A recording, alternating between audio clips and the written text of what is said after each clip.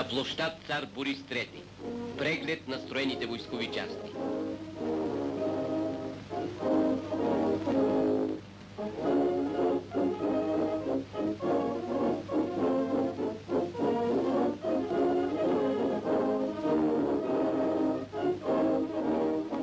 Молебенът.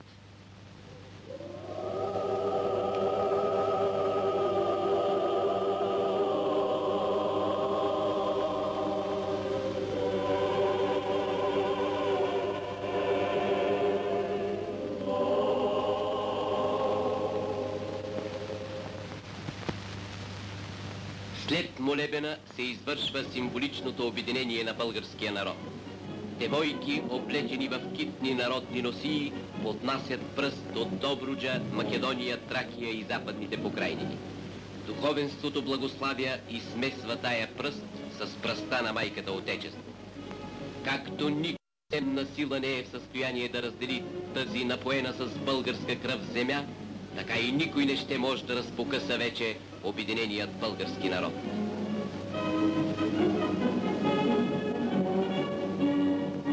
Нашият велик девиз «Един цар, един народ, една държава» се носи тържествено из цялата българска земя.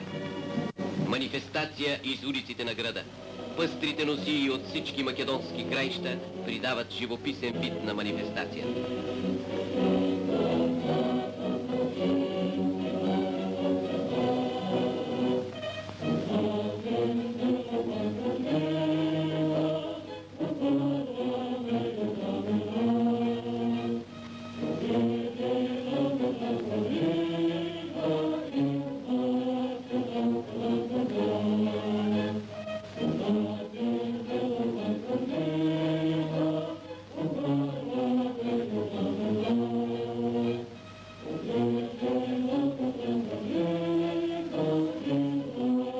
Смесената и благословена пръст от всички български краища се занася тържествено в катедралния храм Света Богородица, за да остане там за вечни времена.